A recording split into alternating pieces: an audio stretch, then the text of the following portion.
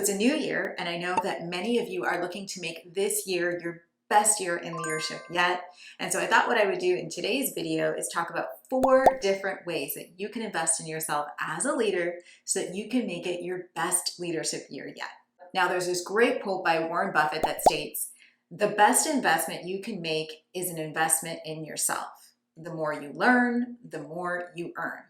Now, I know that Warren Buffett here was talking about earning more monetary-wise, but I do think that this principle can definitely apply to different areas in our life, whether that be on a personal level or on a professional level. So for example, the more that you learn about how to operate as a leader, well, the wiser your decisions are, and so as a result, the better the outcomes you enjoy, which will then make you a truly impactful leader. So it definitely works.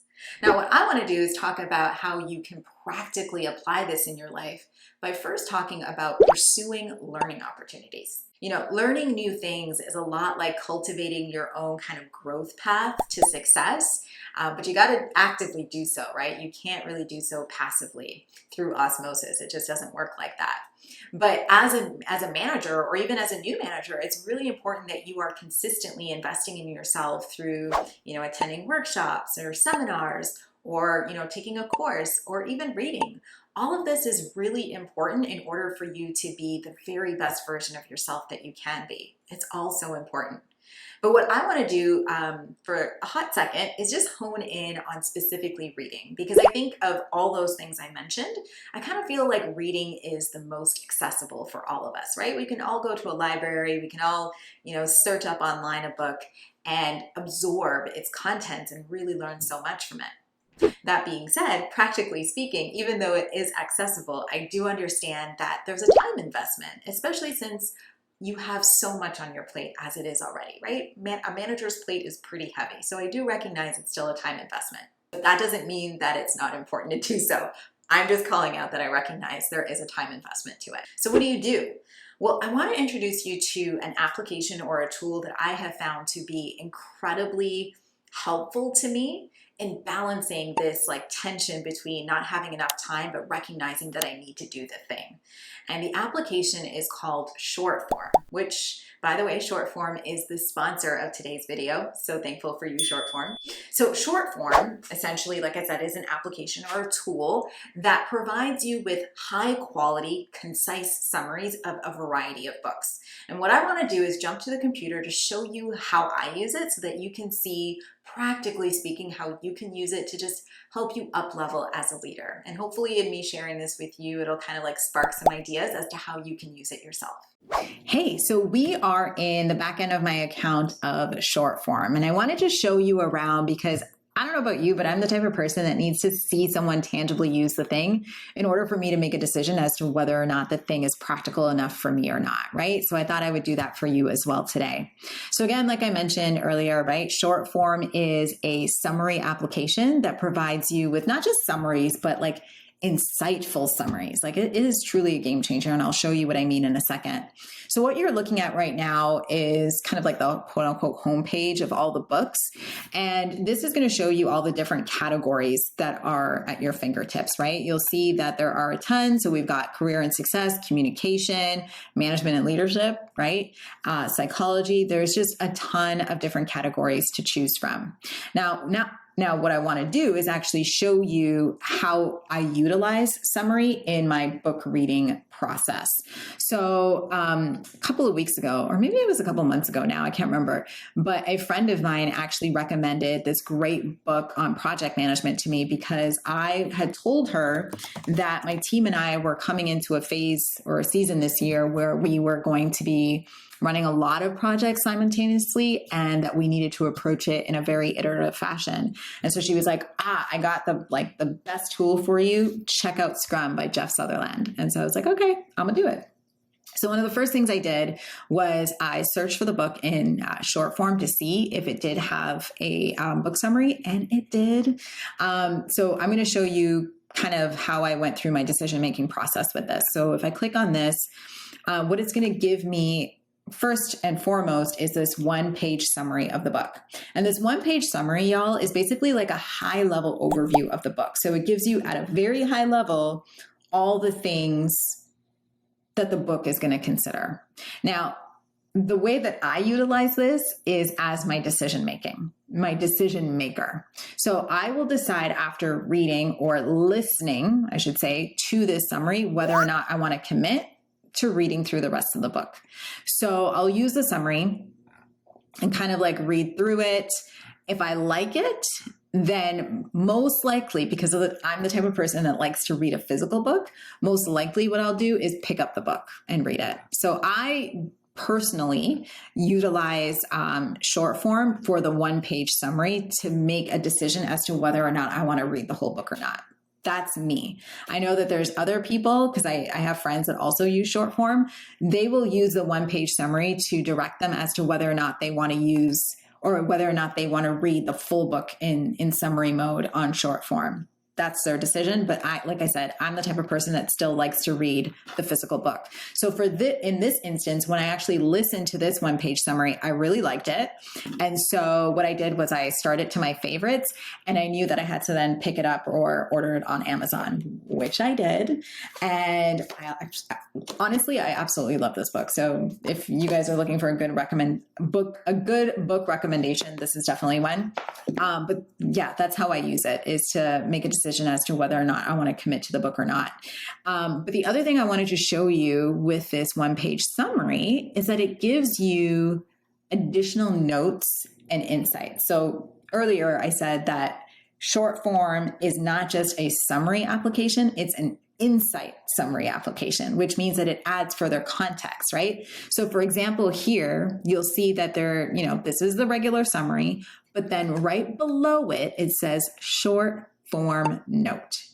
This short form note is what short form has added to the summary to give you greater context, right? To help you really explore and expand within the book itself.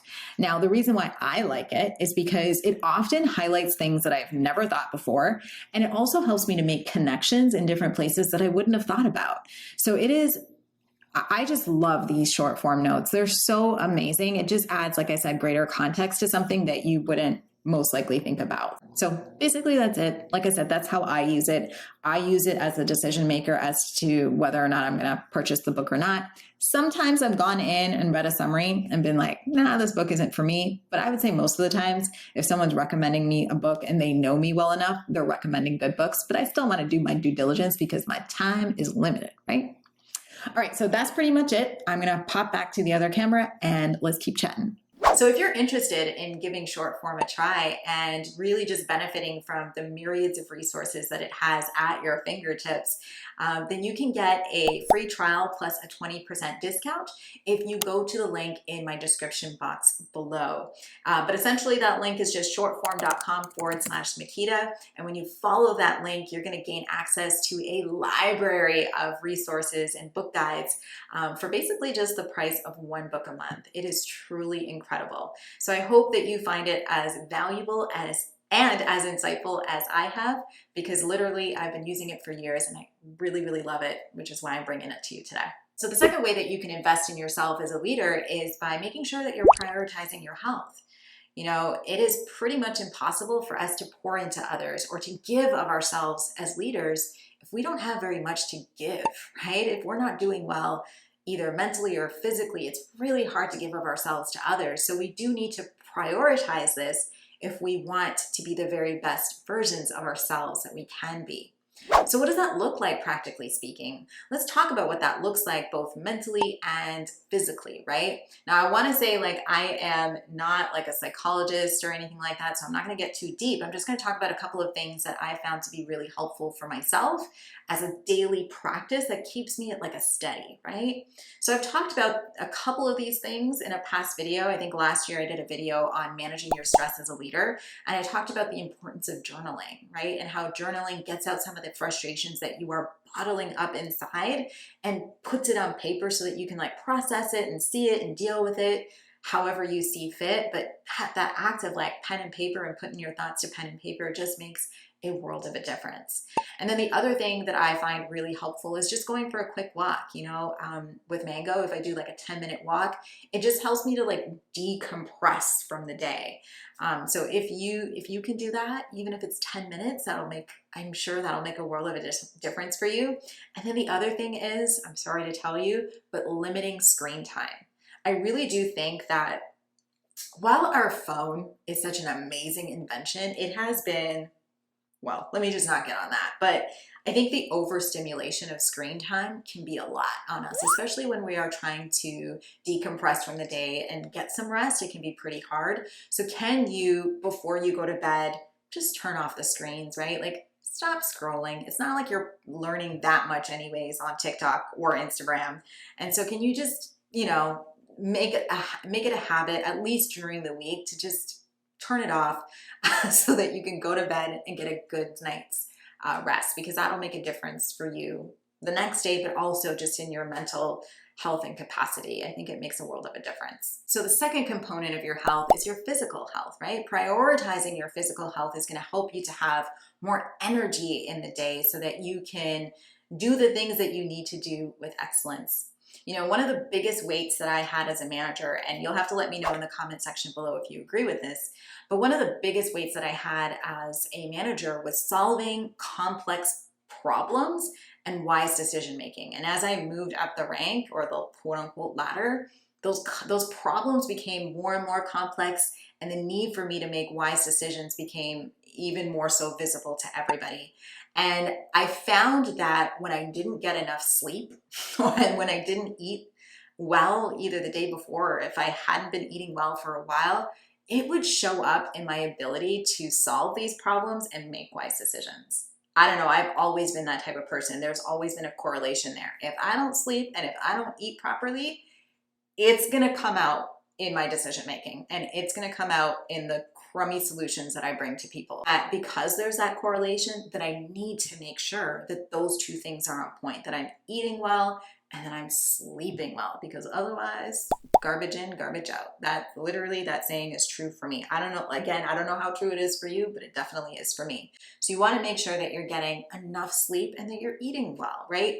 And for me, eating well, if I was going to eat well, I had to prepare my stuff, because otherwise I would just go to the store and grab something. And by store, I mean fast food.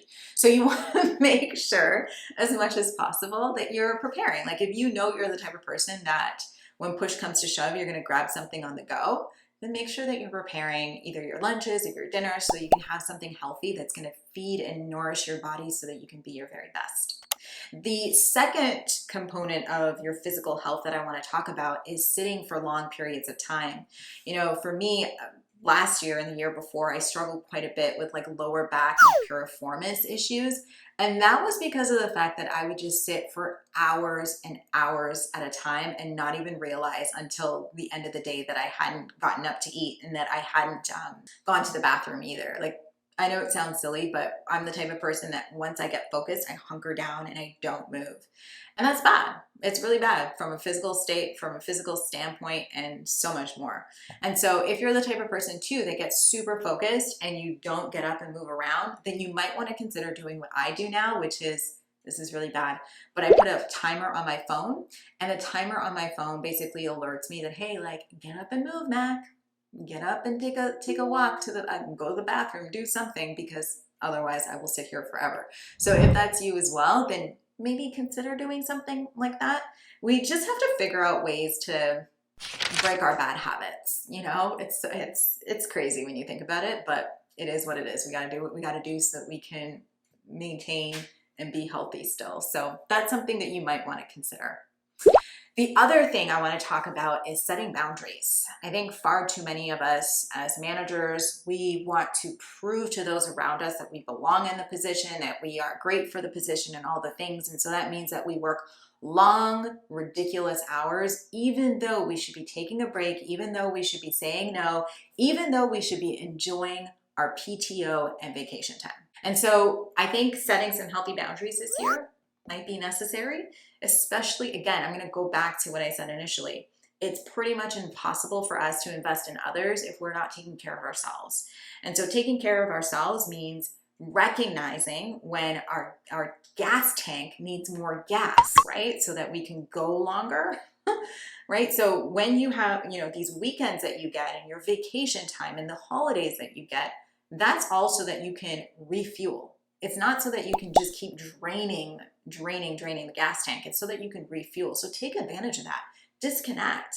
Like, the world is not going to, let me just tell you something. The world is not going to crash if you are not working every single weekend and if you are not working on every single holiday, right? Things will continue. Now, maybe things will happen here and there, but you will be more refreshed to deal with it when you come back than if you just like force yourself to be there the entire time. So I want you to really think about your boundaries this year. I want to really encourage you to look at your boundaries and ask yourself, where am I overextending myself and where do I need to pull back a little bit so I can refresh, so I can do the very best job that I can. So I hope you found this video to be helpful, and if you did, don't forget to give it a thumbs up and to subscribe so you don't miss out on any other videos that I share on this channel every single week.